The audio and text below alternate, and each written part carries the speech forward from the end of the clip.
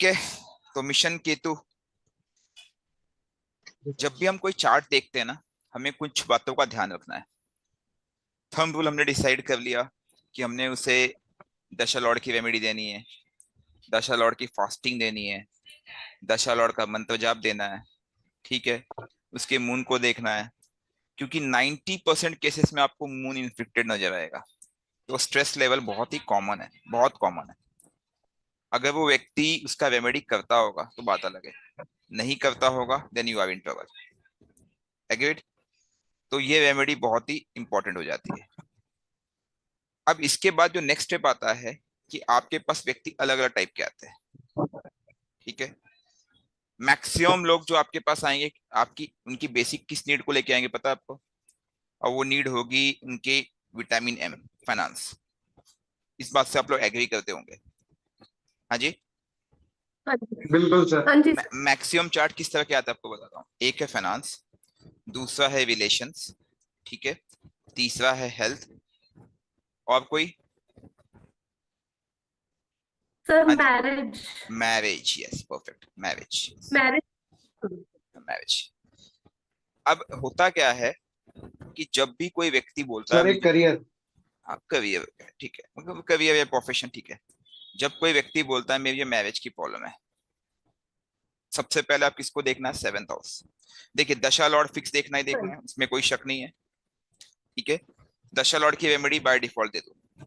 इसके लिए मैंने बहुत सारी क्लासेस ली, आज भी मॉर्निंग में 2 क्लास हुई, उसमें भी आपको यही समझ में आया होगा कि मैं दशा लॉर्ड क्यों कहता हूँ।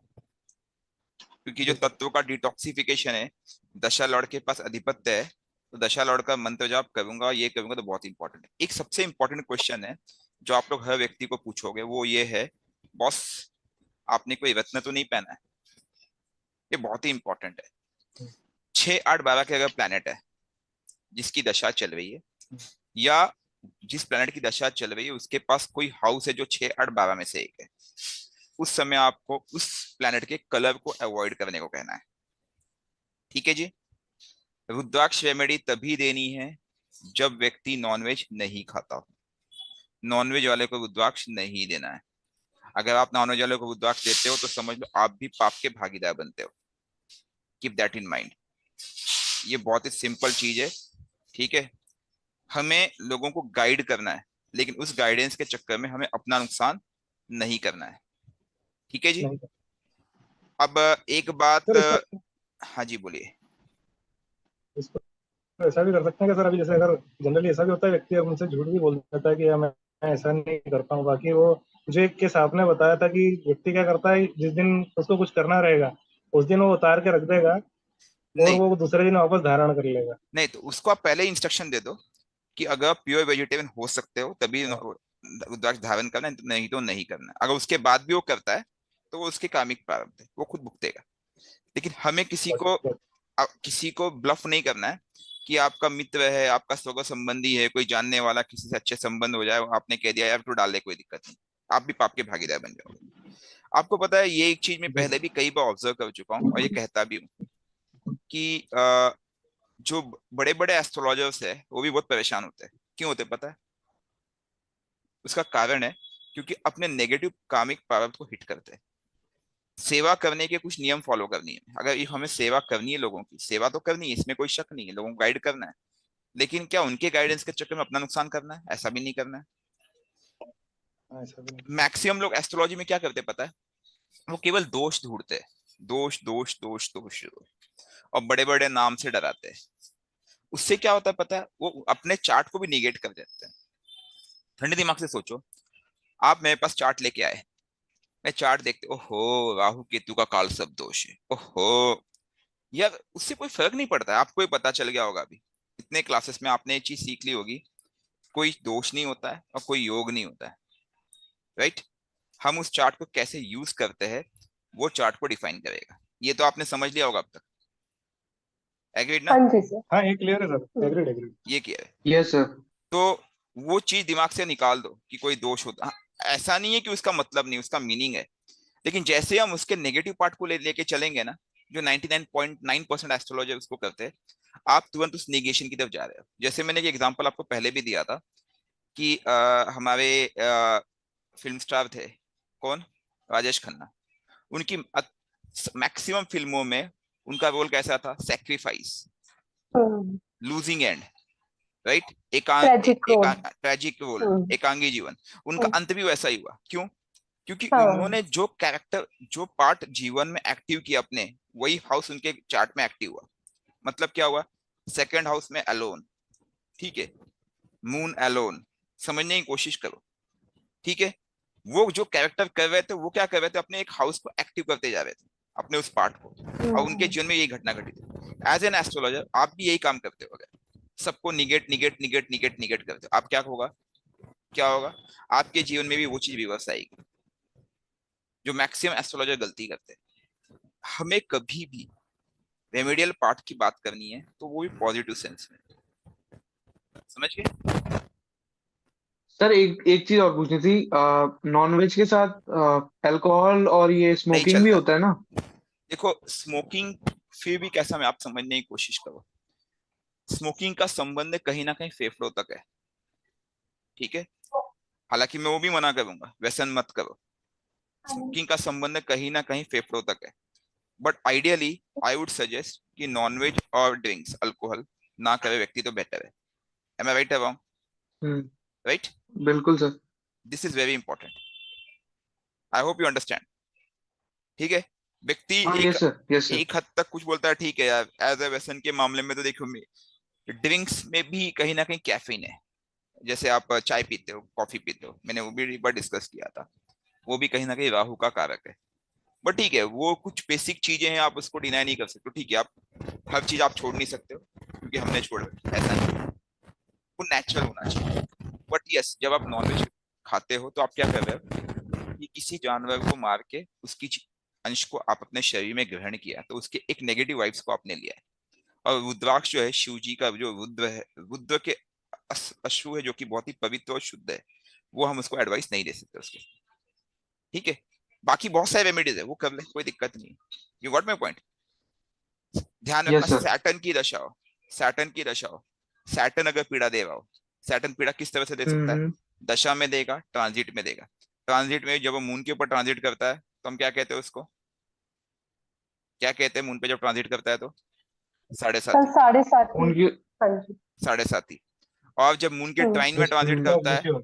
मून के साढ़े दस, ट्राइन, सॉरी, हाँ, 10:30। मून के ट्राइन में ट्रांजिट करता है तो क्या कहते हैं उसको? भैया। ढैया। ढैया ढाई है। ढैया। तो अगर भैया, उसको भैया। सैटर्न की दिक्कत हो रही है तो उसको क्लियर एडवाइस दे देना है, बॉस नॉनवेज मत खाओ, क्योंकि वो पब्लिक, वो है जीव हम्म। जंतु का कारक प्लैनेट। और आप उसी की चीजों को अगर अफेक्ट कर रहे हो, उसको ही तकलीफ दे रहे हो, तो हम्म। वो आपको नेगेटिवली रिजल्ट देगा, ठीक है। और हम्म। जैसे ही हम रेमेडियल पार्ट को पॉजिटिव सी सेंस में लेके जाते हैं, किस सेंस में लेके जाते हैं? उसके कामिक प्राप्त क्लोज करने के लिए। देखिए, हमें रेमेडी की बात कैसे करनी है कि हमें उनके कामिक प्रारब्ध को क्लोज करना है। आई hope you understand my point. हमें उनके कामिक हम्म। प्रारब्ध को बढ़ाने नहीं है। मुझे अभी भी याद है, एक हम्म। कोई बहुत बड़ा बिजनेसमैन है लखनऊ का, उसने मुझे बहुत कांटेक्ट करने की कोशिश की, ठीक है। और मैंने उसको कुछ एडवाइस दी, बोला सर जो भी पूजा करवानी करवा लूंगा, ये वो, क्योंकि पैसा था उसके पास। बड़ा बिल्डर हम्म। है वो, ठीक है, मैं उसका नाम नहीं लूंगा। हम्म। और हम्म। बट अपने हैबिट्स को, अपने अंदर चेंजेस लाने को तैयार नहीं था। कौन सा रत्न डालना है हम्म। सर, कितने पैसे चाहिए, ये वो। मैं बोला एक काम करो, मैं नहीं कर सकता। कारण इसके पीछे, मैं पैसे की लालच में या किसी भी रूप में उसके, या किसी पंडित से पूजा करवा करके और करवा करके उसके कामिक प्राप्त को मैं टाल सकता हूँ, लेकिन मैं उसको सेटल नहीं कर सकता हूँ। हम्म। और डायरेक्टली इनडायरेक्टली जब हाँ। मैं उसके कामिक प्राप्त को टालूंगा, तो उसमें भोग का अधिकारी कौन बनूंगा? मैं खुद भी बनूंगा। आप लोग समझने की कोशिश करो, राइट। जैसे हम्म। मैं कहूंगा, कोई बात नहीं, मैंने उसके एक प्रारब्ध देखे जो उसके चार्ट पे है, जिसे हम कहते हैं प्रॉमिस। अब वो एक प्रॉमिस जनरेट कर रहा है, कैसे कर रहा है? उसकी वैसी संगतें है, उसका मुझे याद है जब राहु जुपिटर साथ में बैठा हुआ था, और शायद जुपिटर की दशा चल रही थी, if I am not wrong. ये लास्ट ईयर के आसपास की बात है, ला क्या, दो दो साल हो गए लगभग, आई एम नॉट रॉन्ग, 1.5 से 2 साल, राइट। तो बिजनेस पे मैं उसका कंट्रोल तो कर सकता हूँ क्विक रेमेडीज के माध्यम से, लेकिन क्या वो उसको काउंटरफिट नहीं करेगा? बिल्कुल करेगा। 4-6 महीने, साल भर के अंदर उसको वापस रिजल्ट देगा, कोई और ट्रांजिट आएगा। क्यों देगा? क्योंकि वो उसके प्राप्त को सेटल नहीं कर रहा। तो हमारा रेमेडियल बेस सबसे इंपॉर्टेंट क्या पता है? प्रारब्ध का सेटलमेंट, यानी 6, 8, 12। जैसे ही कोई व्यक्ति 6, 8, 12 की सेटलमेंट स्टार्ट करता है, यकीन मानिए रिजल्ट चमत्कारी होता है। ठीक है। अभी हमारे ग्रुप में अभी अ, ये अभी आए नहीं है, क्या नरेंद्र जी है, आप लोग जानते होंगे, हमारे केतु मिशन के पार्ट में है हाँ वो, जी। उन्होंने ज्वाइन नहीं किया है। आज ही उनका मुझे फोन आया था कोइंसिडेंटली। तो आप लोग के पास तो मेरा नंबर है ही है, तो उनका फोन आ गया, तो वही मुझसे डिस्कस करने लगे। उन्होंने मुझे बताया, सर आई एम सरप्राइज्ड, मतलब कैसे मुझे नहीं पता, मैंने बचपन से शिव जी की पूजा, शिव जी पे जल छोड़ना और मंडे का फास्ट कोइंसिडेंटली में करते आ रहा, राइट। तो एक रेमेडियल पार्ट मून का वो अननोइंगली कर रहे थे। You getting a point? हाँ जी।